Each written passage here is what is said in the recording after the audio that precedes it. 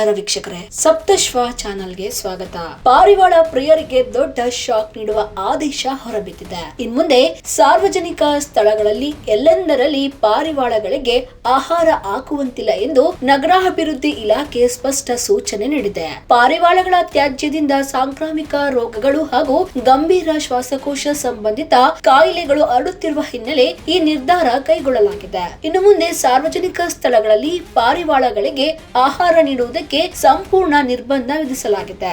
GBA ಗುರುತಿಸಿರುವ ನಿಗದಿತ ಸ್ಥಳಗಳಲ್ಲಿ ಮಾತ್ರ ಅದು ನಿಗದಿತ ಸಮಯದಲ್ಲಿ ಆಹಾರ ನೀಡಲು ಅನುಮತಿ ನೀಡಲಾಗಿದೆ. ಈ ನಿಯಮ ಉಲ್ಲಂಘಿಸಿದರೆ ಭಾರತೀಯ ನ್ಯಾಯ ಸಂಹಿತೆ BNS 270, 271 ಮತ್ತು 271 ಅಡಿಯಲ್ಲಿ ಪ್ರಕರಣ ದಾಖಲಿಸಲು ಆದೇಶಿಸಲಾಗಿದೆ.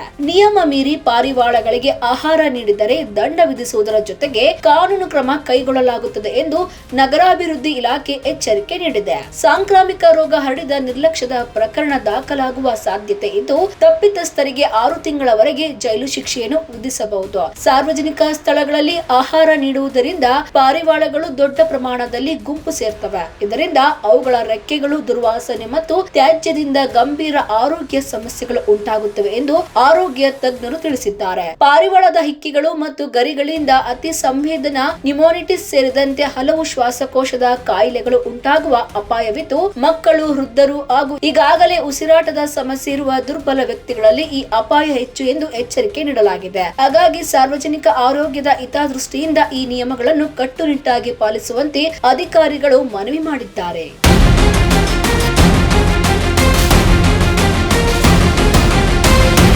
ನೋಡಿದ್ರಲ್ಲ ವೀಕ್ಷಕರೇ, ಇದೇ ರೀತಿಯ ಇನ್ನಷ್ಟು ಹೊಸ ವಿಡಿಯೋಗಳಿಗಾಗಿ ನಮ್ಮ ಸಪ್ತಶ್ವ ಟಿವಿ ಕನ್ನಡ ಚಾನೆಲ್ನ ಸಬ್ಸ್ಕ್ರೈಬ್ ಮಾಡಿ, ಲೈಕ್ ಮಾಡಿ, ಶೇರ್ ಮಾಡಿ. ಧನ್ಯವಾದಗಳು.